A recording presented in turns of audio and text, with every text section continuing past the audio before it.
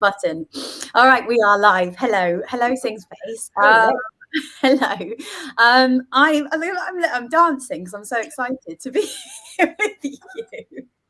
I was saying to the Sing Space coaches, I'm going to be like properly fangirling over you today. I'm really excited. So I'm here with Shannon Coates, who I do want to call Dr. Shannon Coates. I can see that you haven't put your doctor before, but we will hopefully talk a bit more about that. I think if you know Shannon's work, then you're already a fan. If you don't, you will be. You will be after today, and I will certainly going to drop some links into some videos which I found very inspiring. It can be a real rabbit hole, actually, going to your Facebook group and clicking on your videos. It's great. And at some point, hopefully today, I had a bit of a wow moment today, which I'd like to share at some point during the session and direct people towards that video. I think it's also very exciting that you are able to make vocal pedagogy, which is probably one of the silliest words in the human language to say, so accessible and exciting and even a little bit cool. So thank you for being here. My pleasure. Welcome to Sing Space. And hello to, I don't know whether Shannon, can you see the comments or shall I? Don't, although maybe I can. You may not be able to see them today, but Helen, hello. Kate, hello. Mimi, hello. Oh, wait. There we go. I do see that. Amazing. So do say hi if you're here. It's really nice to see who is here. And you can click the little StreamYard link so that we can see who you are. So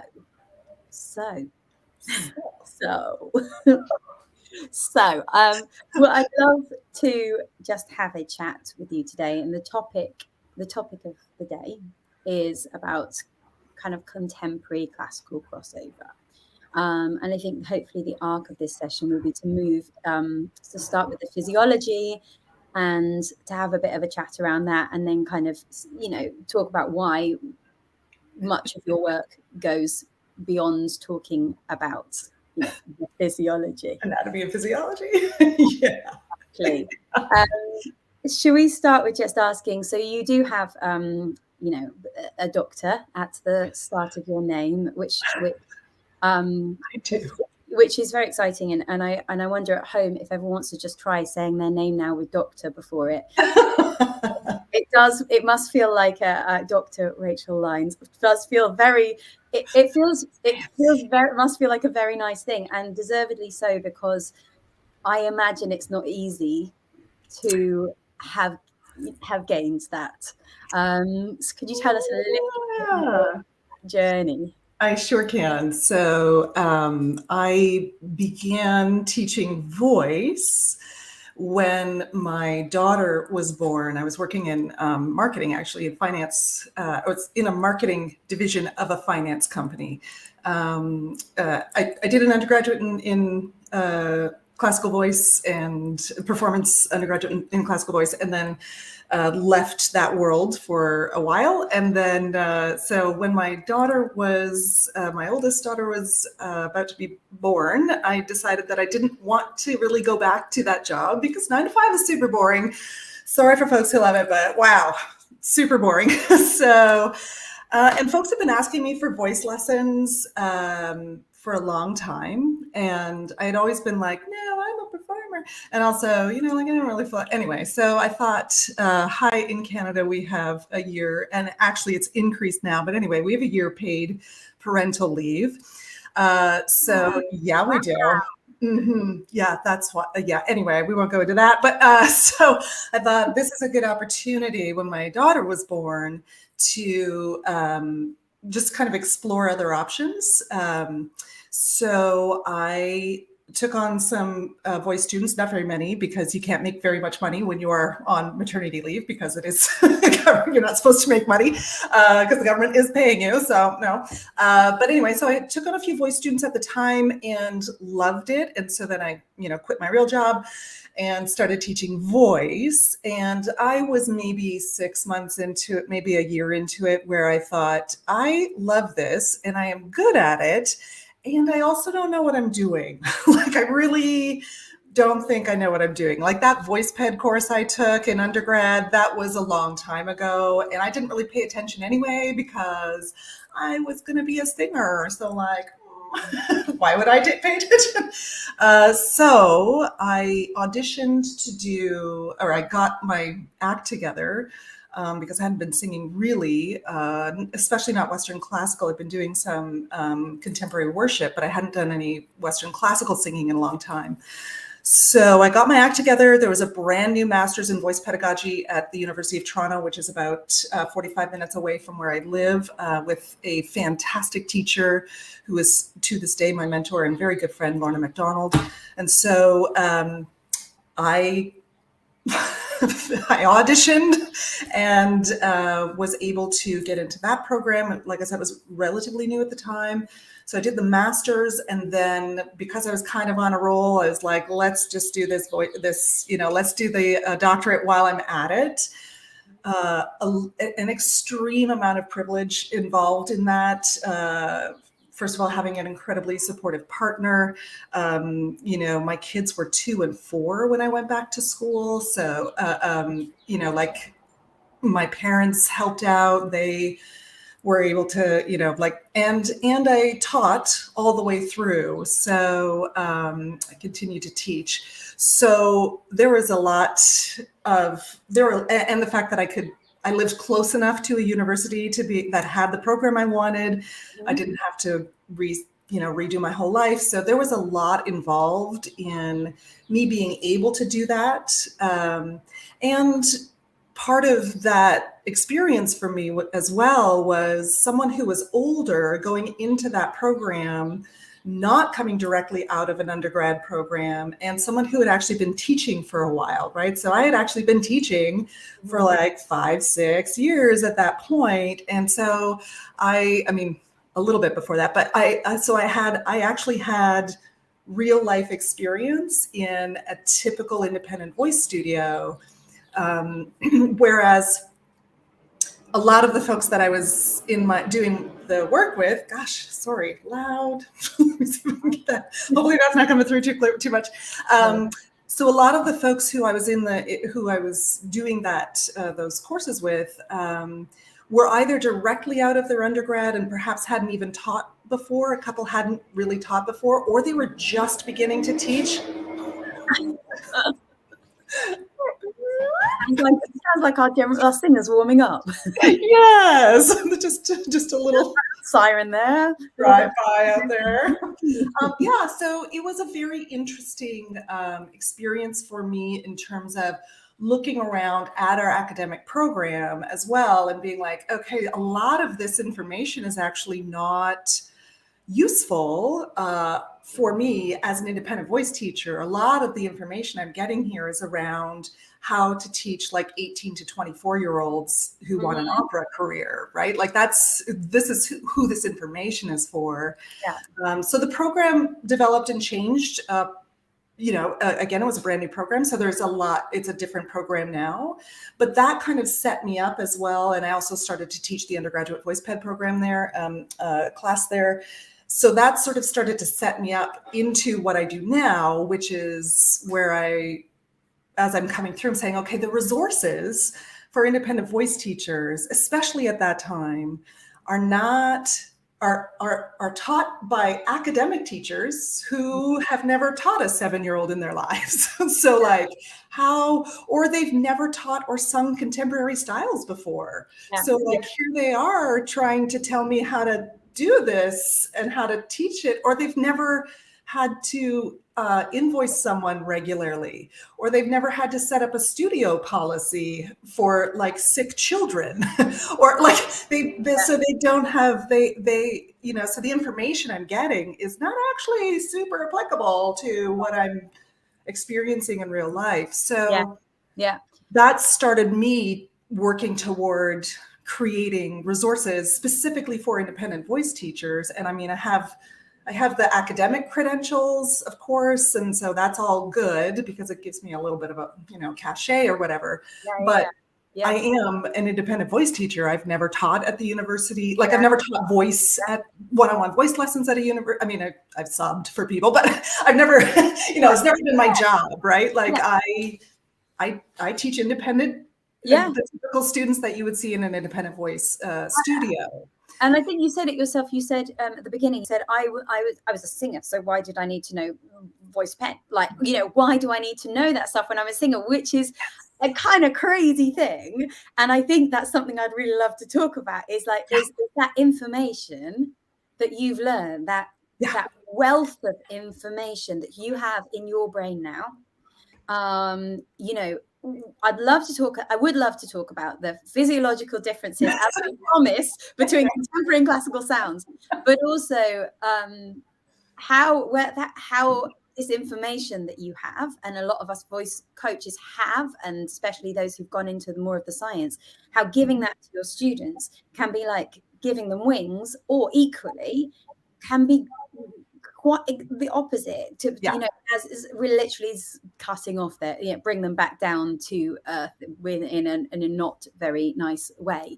So it's really, I think I'd like to kind of take this on a bit of arc on some of the information that's useful, and then how different ways of kind of optimizing perhaps that information, so that hopefully we can leave today with a little bit of hopefully people who are watching can get a little bit of a kind of ooh la la about some of the anatomy, and then maybe something that they can think of practically putting into their practice. And then having I mean, if I was just I love your journey because you've come from all the different angles of it. And you've been driven by your own curiosity and your interest, and you've turned it back around into a practical, being very generous also with your practical offerings to everybody. If we were to talk about those, those two hats that we have here, and we've got the classical one and the contemporary one, and obviously everybody watching knows this, that they are not really two hats, because there's one instrument, and we have to just it is just one set of physiology. Do you instinctively see one predominant difference between them, or are we seeing the difference as bigger than it actually is, do we think? Ooh, that's an interesting question. There are two things I think that we need to be aware of when we are teaching contemporary styles, especially if we are a Western classically trained singer, or we were trained by someone who was a Western classically trained singer, right? So lots of contemporary singers, jazz singers, etc., still have this similar mindset because they were trained by someone who is a Western classically trained singer. So in terms of the anatomy and physiology, the difference is not, as you're saying, it's not that we're using a different instrument. Obviously, it's the same thing. It's all the same anatomy. It's all the same. It's in how we use it. And I think the difference is that when we are studying Western classical singing, we tend to inherit, and this is a function of sort of Western classical elitism, as well as a function of the way our education system, the way that Western philosophy, the philosophy around Western education functions as well. So we tend to inherit this kind of idea that there is a one right way or a one healthy way to create sounds, and that one way is we will learn it by the information we get, and that we will force our body to do the thing without kind of listening to our body when we're doing the thing. Right? So we're going to get the information in our head. Our teacher is going to give us the information we need, and that is going to go into our head, and then we're going to make our body do the thing because we know what to do. So that is a very sort of Western classical I mean, Western classical singing is so complex and specific because we are singing without microphones, right? So the coordination that is required to be heard unamplified in a hall with an orchestra and a loud tenor beside you is intense, right? Like that's a lot of coordination. Oh, hi there. I didn't turn off Slack. Sorry about that. So that coordination is intense, and that's fine. And it takes a long time to learn that specific coordination. And so the combination of learning that specific coordination over time, plus the top-down teacher philosophy around teaching, where I know all of the information, I know what kind of sound you need to make, and I know how you need to make it. Also, I know all of the languages and I know all of the styles. And so now I'm going to give you this information, and you are an open vessel, and you will take the information and then you will make your body do the thing. Yeah. So I mean, obviously that's oversimplified and there are lots of teachers who don't do this, but that is culturally and philosophically where we are and where most of us come from.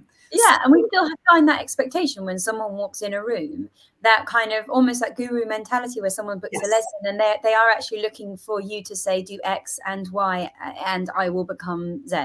And yes, which is the logical outcome. Yeah, like that's the logical outcome of our Western educational philosophy, right? Like we go to school, I'm 5 years old, I learn how to read, my teacher shows me how to read, and so now I know how to read. I mean, it's the logical outcome of what we do. So that's absolutely, I mean, so then we take on the physiology, not only do we take on the idea that the teacher is the person who knows all the things and who knows your body maybe better than you do, and who also knows the sound that you want to make better than you do.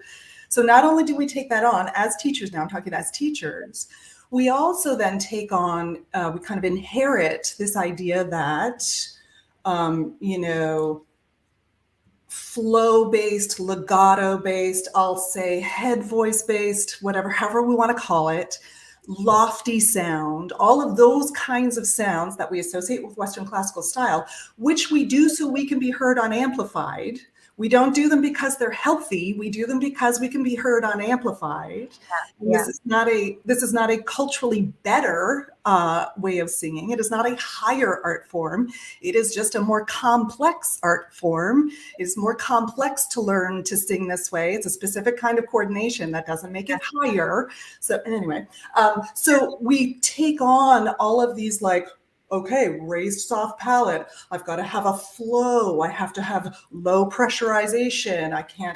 We take on all of those physiological positions, if you will, as being healthy, better, higher art form, etc. Right? So those things, and we don't necessarily examine those two things. One, that those tonal outcomes and the shaping and the pressurization and the, if you will, glottal registration that's required to create those tonal outcomes are the healthiest, best, most culturally relevant or highest culture we can have. We take that on. And in addition, we take on the teacher, as being the master in the room, right? Yeah. So breaking down that in two parts, that you've given us some really nice, tasty bits of actually physiological differentiation between the contemporary and the classical, with even just talking about the glottal, the glottal emphasis, which I think is big and something that and the pressure differences. Mm-hmm. I think acoustically, perhaps this is the biggest difference, is the shaping. Yes. Allowed to make, because you're allowed to change your face, which we are not allowed to do in pop and musical theatre, and you're allowed to take your voice to another place where it doesn't sound like your speaking voice, to optimize the full spectrum of power that you can, which again we are just not allowed. We have to stay within I think perimeters of what we associate with a normal right. you know, how would I put, you know, the one that we use today, you know, we often see classical. For me, you know, I don't mind wearing all the hats and trying on as many hats as possible, but I can't even get the classical hat to kind of fit on my ear. Like it doesn't feel like it's something I've ever done. And I think so you gave us, so I think that's really interesting, just talking about a few of the little things that seem familiar to you but might not be so familiar to our musical theatre and pop. Well, and we get, sorry, to build on that, we also then get folks who have Western classical training or who were trained by Western classical singers saying things like belting or rock styles are high load singing. That's high load singing. So, and that's a misnomer. It is high pressure singing. Yes, it is. But if you shape your vocal tract to deal with the pressurization with that intensity, it's fine. That your vocal, it's not high load singing, especially not like, So we take those on as the teacher. And then what happens when we are teaching those styles is we start to ignore the body and the body's response, right? So in our contemporary styles and popular music styles, we start from what I have to say. We start from what do I want to say? What am I trying to communicate?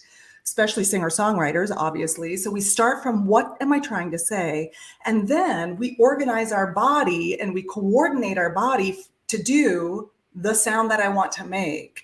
So that emphasis then turns from me, the teacher, saying to you, okay, we need to make this, we need to create more legato. And so the way we're going to create more legato is by blah, blah, blah, blah, blah, into, hey, you want to have a more sobbing feeling there? Great. What's your body going to do about that? Let's explore sobbing sounds, and then let's see how your body coordinates for it.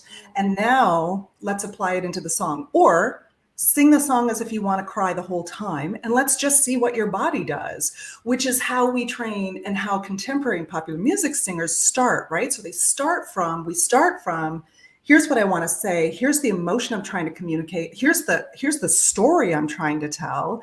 Here's how what I want people to know. And then let's see how my body coordinates for that. So then that takes the teacher out of the role of like, overall master, here's what you need to do, and into coach, basically, where like, here we are. Okay, so that didn't quite work for you. Great. What else can we try? Not like you need to do the thing. And that takes us back a little bit to what you were talking about at the very beginning, where this difference between knowing the anatomy and physiology and talking about it in a lesson, right? So like understanding anatomy and physiology, I think all voice teachers should be more informed about anatomy and physiology. I also think that you can be a very effective teacher without knowing a thing about anatomy and physiology.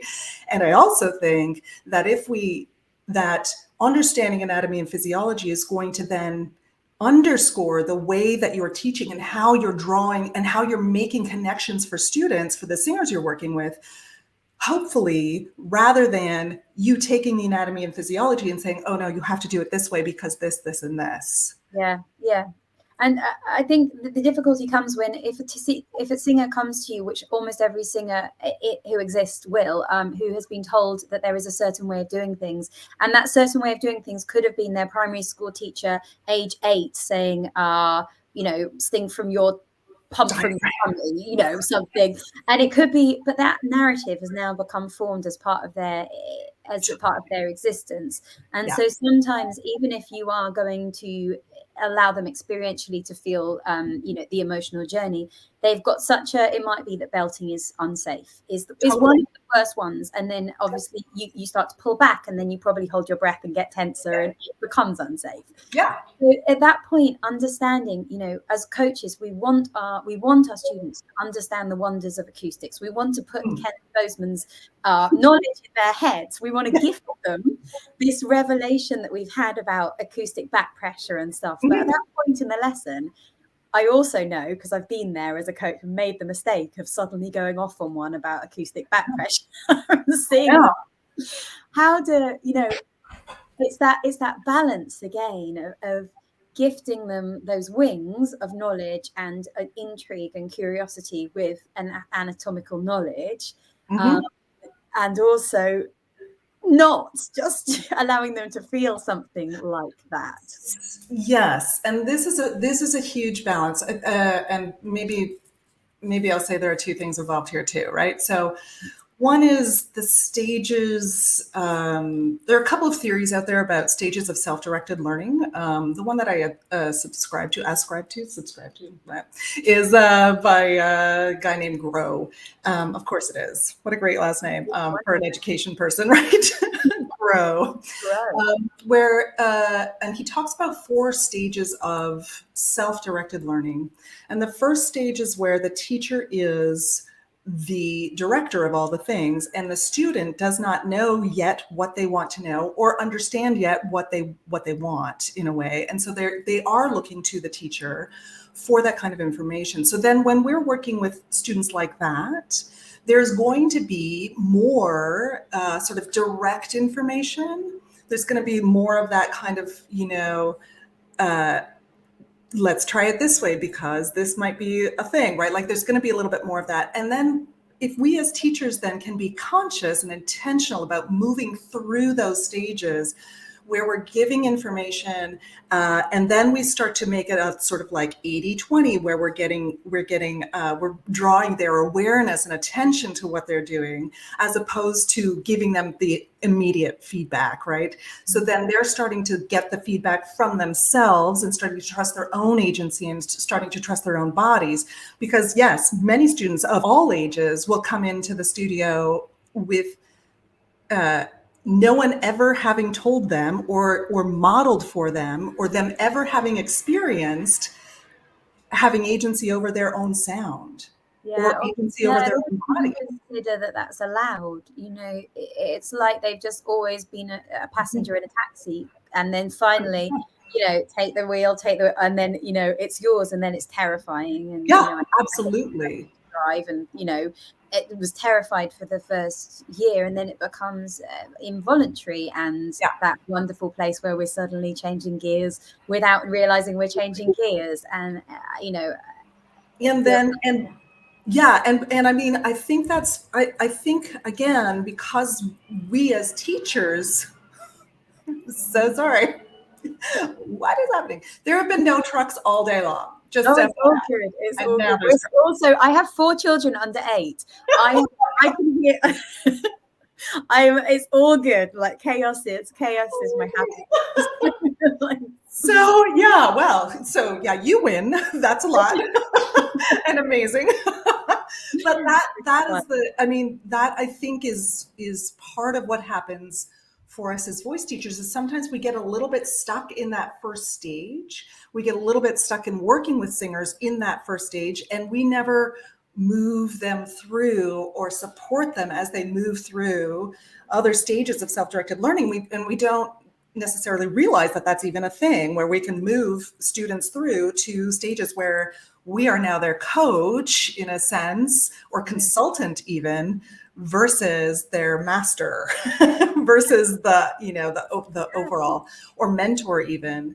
And then the second part of that, I think, like we were talking about self-directed learning, but and students moving through self-directed learning, the second part of that has just left my mind. Oh well. I'm sure it will pop back. I remember you saying, I did watch your John Henney podcast whilst also cooking dinner, so I didn't get all of it, but I did hear you say you can't read a book to learn to ride a bike.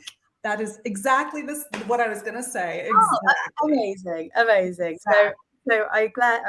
I'm glad that you said it, or that I read your mind all the way from Canada to Wiltshire.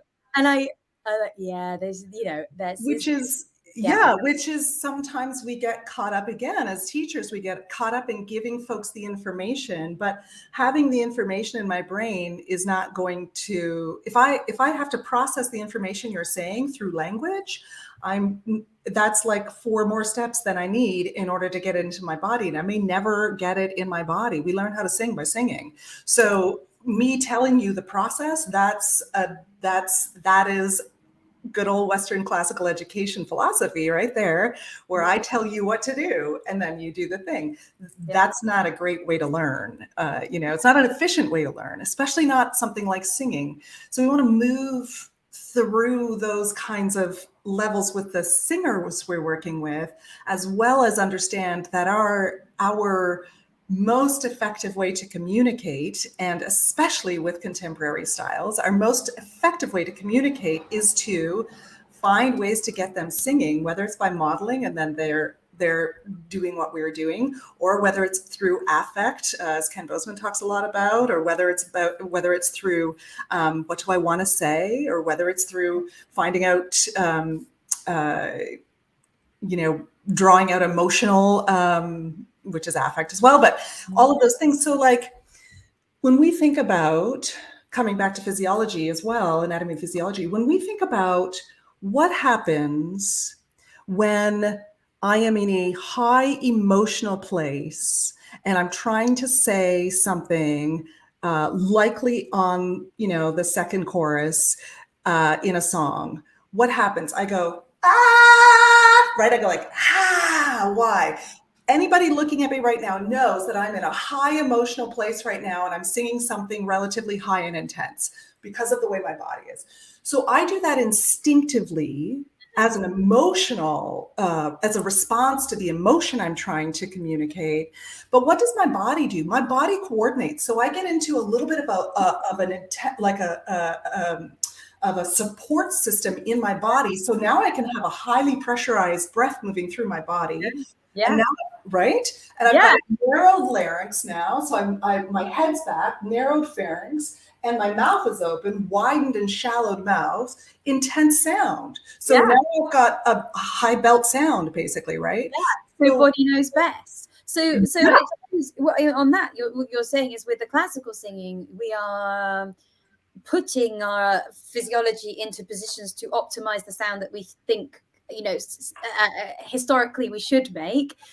Whereas with musical theatre or pop, we are remembering primarily what our body knows best, and going back to instinct and we know all that stuff, like you say, you don't call out hey without gasping first. Because, and probably even the word hey with the high tongue, the H or the air was probably the right sound to call out a hey, because it's a beautifully belty sound, or so it's all done for us. So you're actually being, in terms of a lot of the time people want to come in here, right? What exactly is the difference? What are my CT muscles here doing? What are the TA muscles doing here? And we're going, actually, we're just trusting what we know with contemporary sounds, and it's probably only going wrong when we don't trust it and we try to do a thing.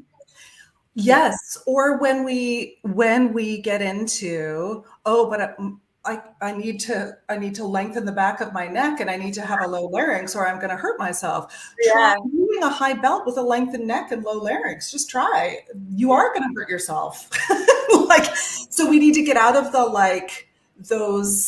those things that we took on as Western classically trained singers, or like I said, I've worked with lots of folks who did jazz training, or who did, I've worked with lots of folks who did not do Western classical training, but who still think, I should have a high soft palate, or I should have, because someone told them that they needed to take a low inhalation before they sang something. No, low inhalation lowers your vocal tract, like tracheal pole, low inhalation lowers your vocal tract and gets you ready to make air that will give you a legato classical sound that doesn't give you high pressurized air. So but this narrative is so loud, and it's combined with their own interpretation of that narrative as well. It's very complicated, very noisy voice going, so that your own voice, when you're in the room with your student, your voice is it's being interpreted through a kind of a fog of a maze of brambles. You know, by the time the word gets through, it might not be anything like you intended it to be once it's being perceived by that other person. Yeah. And it's just it's very important to remind ourselves. But I think there is one that I feel like every classical singer who comes in does say what they say, and they want an answer. How do I find my chest voice? Because they just can't. That's the biggest thing. Where is it? Where is my chest voice? Like, well, for a start, you're talking now, so yes. Trust me, you have it. It's there. I think, I've had a lot of fun and a lot of success allowing folks and working with folks and supporting folks as we move away from sort of chest voice, head voice, and kind of move into like pressure and flow. Like that has been a really transformational way to work with singers. So that we're getting out of a sort of like binary, and even mix can be binary, right? Because in mix, we think, okay, is that a chest dominant or a CT dominant or blah, blah, blah, blah. Yes, we can get so caught up in like the binary of it. Whereas I've just had a lot of fun, especially with contemporary singers, but this is also very useful for Western classical singers, but with contemporary singers, where I'm not asking for like more chest voice necessarily. I'm like, how much more anger can you have? And then that brings in a pressurization, which then gets a more intense chest sound, whatever you want to say. So the world is changing, right? That is all becoming binary. It's just, across the board in all of, we're just starting to realize that I don't know why the world until very recently, and probably still needs to let the hell go of them, is that we're still trying to label these things and seeking within these little stretchy muscles and movements certain fixed ideas, labels. And I guess we need terminology, and one thing that I love, we do need terminology, but it's an overwhelm. Supports, belt, twang, whatever placement, all this stuff. It comes probably from a good place. It came from someone trying to explain something. Yeah. I think, again, quoting Ken again, one of my favorite things he said is all terminology is a metaphor for a sensation. At one point, someone just said something, and then everyone else Chinese whispered it until it became a box, a confine. Yeah, well, and the majority of our terminology is a description of a sensation, of someone else's sensation, and usually some white guy's sensation. Yeah. Some white European guy's sensation. So usually, chest voice, that's not a description of what's happening physiologically. That's a sensation of someone's, when they sang in a specific way, their tonal outcome then they described as chest voice because it felt like it was vibrating in their chest. So that's a description of of someone's sensation. It's not a description of a physiological reality, right? And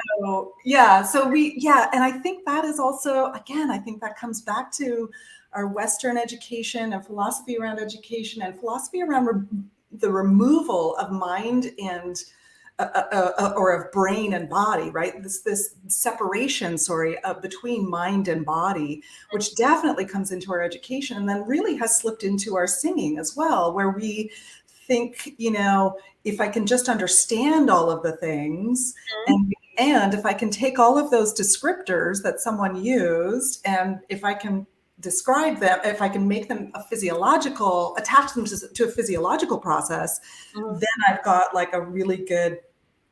I've got my brain going, right? And I'm grateful to the folks who are doing this research. I love it. And I am like a super nerd about it. I love understanding it and understanding what's happening, but it's not necessarily useful in the voice studio in a sense, because it's useful to, again, I think it's very useful to us as voice teachers to have an understanding of the physiological process. And what that does is it frees us up to say, hey, what did that feel like to you? or what changed for you, or what do you notice, or what do you know, blah, blah, blah. And it frees us up to say, did that feel more chesty, rather than, was that a chest voice sound? Like, was that chest voice, meaning was that thick folds? Who cares whether it was thick folds or not? Who cares, right? Yeah. You and your brain might be thinking, oh, I think that was a little bit more, you know, blah, blah, blah. Fine. But like, let's not put that specific physiological process onto the student. Let's be really clear that we're talking about sensations. We're talking about coordination, a massive amount of complex coordination that's coming together. It's not just down to whether or not your folds are thick or thin. Really, there's so much more to it. I mean, gosh, and I think that the only reason, sometimes I think the reason that we need to dive deep into the science is to prove to ourselves that there is no mount to stick a flag in. There is actually no answer. And I remember about 2 years ago, it was when I met Ginevra Williams, and I thought she was going to give me the key to a treasure trove. So that, because I thought, this is my chance. What is singing? Like, just give me the truth. and it was so brilliant, because there is, of course, there's not the, you know, it's like trying to understand your favorite human being. They're going to be change every day. They're gonna, you're never gonna get inside their head. You're gonna have to. I sometimes think the best advice about singing teaching is from marriage counselling. I looked up what 10 tips of marriage counselling, and I was like, ooh, maybe we should have this on every studio wall. It was like, you know, be present with them, understand them rather than try and change them. I'm like, okay, I might just print this out and change the word to your voice. So true. And that's the, you know, that's sort of the physiological, I mean, that's sort of, again, the kind of outcome where, I mean, I think also because the majority of independent voice teachers, and let's be honest, academic teachers too, have never had any training in education, right? We've never done the work that our classroom educator colleagues have done, where we understand learning, we understand, you know, like communication, eliciting feedback and giving feedback. Like we don't know any of that, because we never studied it. And I mean, a lot of us come across it sort of, you know, just as we're teaching, we're like, oh, that seems to work really well. I should maybe do that more, which is great. And then when we get the science, we're like, oh, that's why that works. That's interesting. Yeah. And it gives us, it affirms that, like, why was I making that student quack? And then you're like, oh, I'm not just taking. That's right. Oh, that's very validating. It's exactly. Yeah, I mean, that's also a reason sometimes to look at the science as well. But I think that's also a reason to, you know, to look at something like the musician's mind, or some of those things where we're understanding how we learn, how people learn, and understanding how our communication as we're teaching can hinder or help as people learn, right? Just the way that people learn. So I think we don't have enough, you know, we're all just out there doing our best and fantastic. And at the same time, there's things that. It's actually quite a big thing you're saying, though, because singing is, the people working with it is so crucial to them, whether or not they're professional or not. Your voice is such a big thing. I lost my voice last week for the first time in a decade, before running a singing retreat called The Singer and the Self. And I actually ended up writing a kind of 3,000-word article about the experience of having it as a vocal coach, seeing my own case and going, it's really gone. But this time I know why, and I could feel why, and I tested it out. But it's such a huge thing. And so actually we have a huge amount of influence on people.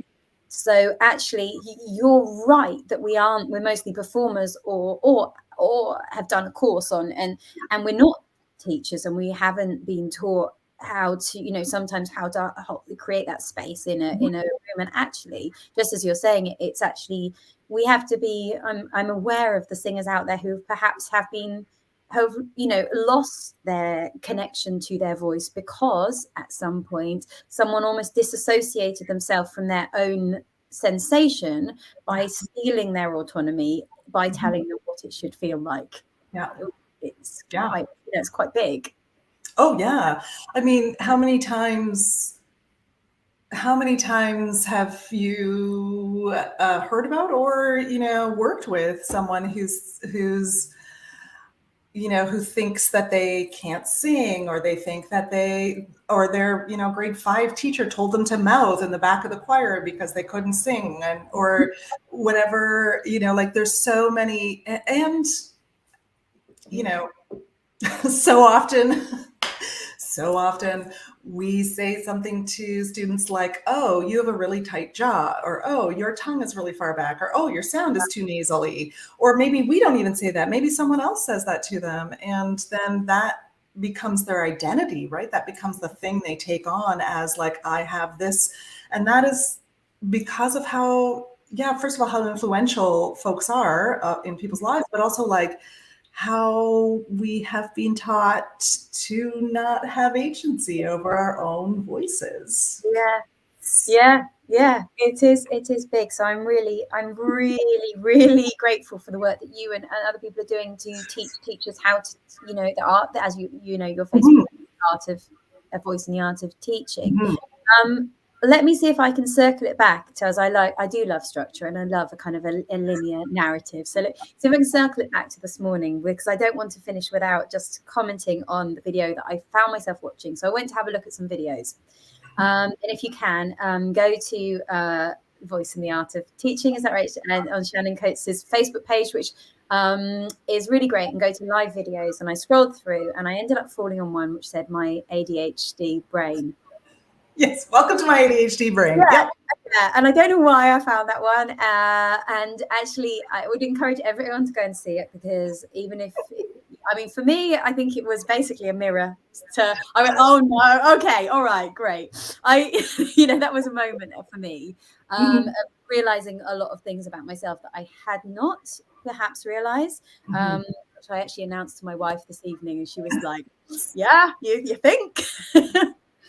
But more than that, I think everyone should watch it, because to understand, I think it will be familiar for a lot of people within a scale. And I think it was really important talking about goals and about how to want to practice and how to be interested in the voice. Because it was, having that kind of that urgency there, and that need to practice and that interest. And actually, I do think that the voice might be the perfect solution to an ADHD brain, because it's so infinitely fascinating that you can't really get bored of it. That's true. So just because every time you come at it from an angle, someone pops up and tells you something else, like, incredible about the neuroscience. Yeah. And then the next time you do your lip trill, you can approach it from, I don't know. I had never thought of that before. And I think that is probably true. It's probably true. Yeah. I mean, neurodiversity is, and obviously specifically neurodiversity in the voice studio is, it's a focus for me, and understanding neurodiversity, meaning neurodiversity as a concept and as an overall understanding that all brains work differently, and that that we are all part of a neurodiverse community, and that within that community, there are folks who are neurodivergent, meaning not necessarily typical. So we're not talking about normal here. We're just talking about typical versus divergent. And so that kind of focus is born out of my personal experience, my own children, family, lots of experience with neurodiversity within my family. And then starting to see some of the, and then within myself as well, starting to see some of those same kind of traits in the voice studio with the folks I was working with in the voice studio. And certainly not diagnosing, but starting to have this like shift in the way that I view motivation to practice, the shift in the way that I view people listening, how I think about people paying attention in the voice studio. And this all lines up with my philosophy around teaching as well, which is student agency, student-led learning, developing student agency, singer agency over my own body, like, and understanding that and facilitating that, right? Like, that's all my teaching philosophy. That is my personal philosophy as well as my teaching philosophy. And so understanding how neurodivergent brains work and how some of those traits come out in the voice studio. And then that was a very good fit for me, as well as then working toward,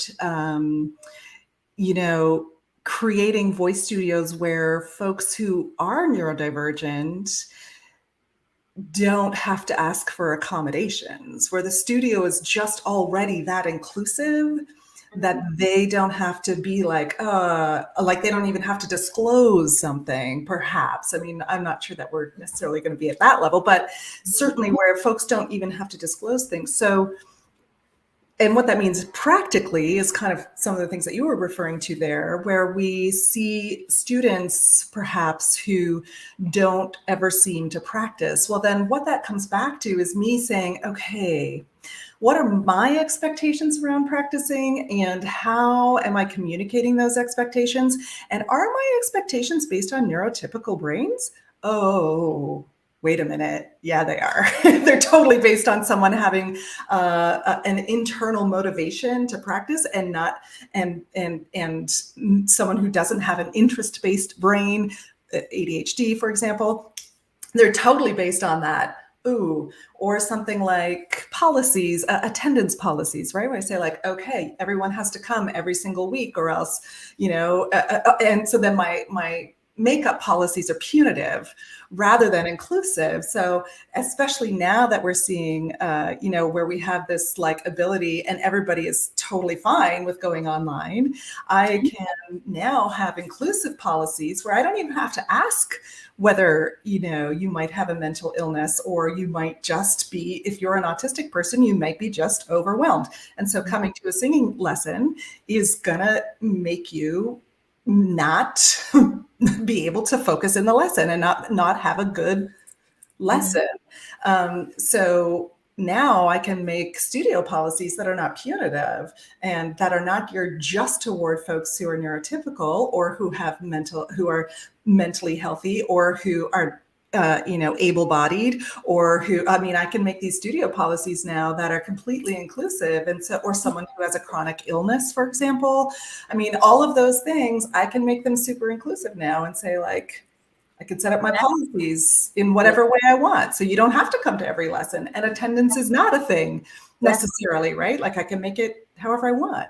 Yeah, which is the great thing about being self-employed and not having someone telling you the shoulds, which kind of came back to, and I think it's worth watching just because if you are somebody, which I think, as you said, the wide range of, both voice coaches and artists are probably not people who are driven by someone of authority telling them what they should do and that's what they should do.